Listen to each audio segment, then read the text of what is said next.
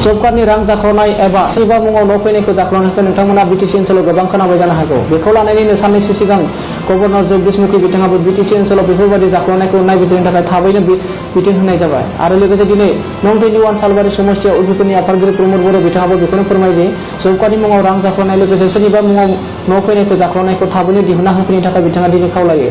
फैबाय थानाय समाव जुदि जाख्ल'नाय एबा सोरबा मेम्बारा जाख्ल'नाया जुदि थाबैनो दिहुनना होआबा गोख्रोंनिसो गोख्रैसिन राहा लानाय जागोन होनना बिथाङा दिनै जोंनि खौरांनि गेजेरजों फोरमायो। दानिया फैदो प्रमद बर' बिथाङा मा फोरमायदों जोंनि बड'लेण्ड बुब्लि खौरांनि गेजेरजों आबुङै मिथिना लादों। नोंथाङा सरकार फैयोब्ला बेनि सायाव माबोरै राहा लागोन? जब कार्डनि सायाव जाख्ल'नाय जादों बे सैथो आरो जोङो गासैबो डकुमेन्ट्सफोरखौ रेकर्डफोरखौ मोनगासिनो दङ। माने 80% जि जब कार्डनि फैसा बेखौ माने पार्टिनि मानसिफ्रा जादों बिथांमोननि बिपिएफनि मेम्बार बायदिसिना अफिसार लोगो नांजोबनानै। दा बियो बिथांमोना रायजो राजाफोरनो बे फैसाखौ होफिननांगौ आरो नङाबा बिनि सायाव जोङो कमप्लेनल' खालामनाय नङा, बिनि सायाव जोङो हाइ लेभेल इनकुवारि जोङो दाबि खालामगोन। मानोना गोरिब गुन्द्रा रायजो राजानिफ्राय फैनाय फैनाय फैसाखौ रावहाबो जानायनि मोन्थाय गैया। दा बिनिखायनो दिनै बिपिएफनिफ्राय जायफोर मेम्बार जायफोर भिसिडिसि चेयारमेन बायदिसिनाफोर जायफोरा दिनै आइअआ न' आरो जब कार्डनि फैसा जादों बिथांमोना थाबैनो न'खौ बानायफिनना होनांगौ आरो जब कार्डनि फैसाखौ रायजो राजाफोरनो सोना होनांगौ, नङाबा बिथांमोननि सायाव एक्सन लानाय जागोन आरो बियो मोजां खोथा नङा।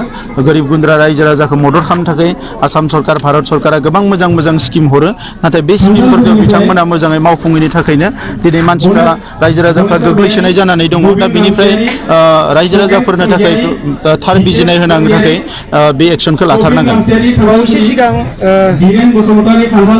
GRS आइडि नाम्बारखौ अफिसाव गोबां राननायखौ नाथाय बे GRSफ्राबो बिथांमोननि समावनो एपइन्टमेन्ट होनाय नालाय, दा गोबां GRSआ माने बियो गभर्नमेन्टनि नङा, बे बिपिएफनि बायदिसो खामानि मावबाय थादों।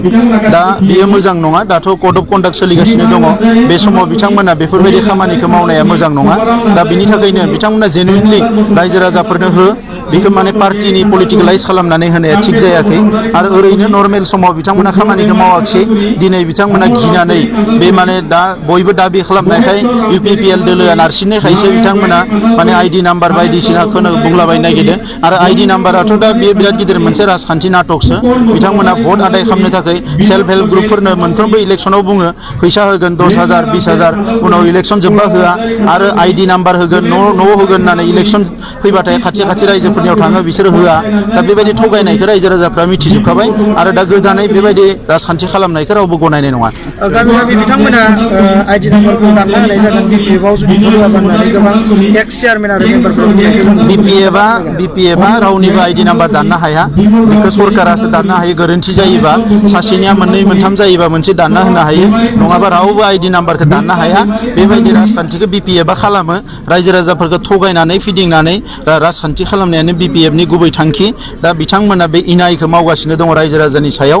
दा बेनिखायनो इउपिपिएलआ एबार जेरैखि जाया जोङो माने पावाराव फैगासिनो दङ, सासन सालायनो फैगासिनो दङ, अब्ला गासैबो आइ आफा रायजो राजाया खुनु आइडि नाम्बारनि थाखाय थाखा थाइसेबो होनांनाय नङा, जब कार्डनि थाखाय थाखा होनांनाय नङा एबा जि आइअआनि न' मोननो थाखाय रावबो थाखा होनांनाय नङा। आरो जिखिनि थाखाखौ बिथांमोना जादों इउपिपिएल सरकार फैनाय लोगो लोगो इनकुवारि खालामनानै केस फाइल खालामनानैबाबो बे फैसाफोरखौ मोनहोनायनि थाखाय बेब'स्था खालामगोन। बे खामानिखौ जों मावगोन। एक्सएनडि बिथांमोना हाग्रामाजों थांनायफोरा गोबां अभियोग खालामदों बिथांमोना दि इउपिपिएलआ गोबां थगायदों रायजो राजाफोरखौ होननानै। इउपिपिएलआ पावारावनो गैया, मा थगायनो इउपिपिएलआथ' पावारावनो गैया। जाय पावाराव दङ बिसोर थगायगोन। पावाराव गैयैफ्रा थगायनो बिथांमोना गावसोरासो थगायजादों, गावसोरासो बिपिएफजों थगायजादों, हाग्रामामोनजों थगायजादों। गोजा गोमो गोथां सिमां नुहुरनानै बिथांमोना जइन जाहैदों। खिन्थु जाय 17 बोसोर पावाराव दङ बिसोरसो थगायगोन। पावाराव गैया मा थगायनो हानो रायजोफोरखौ। जोंथ' रायजोफोरखौ अनदों सिबिदों, जोङो गोबाङानो सोमावसारबोदों जाथिनि थाखाय। दा दिनैसो जों राजखान्थियाव फैदों, गाबोन पावाराव फैना थगायोबासो बुंनो हागोन जोंखौ एडभान्स बोरै थगायनायखौ बुंग्रोनो हाखो।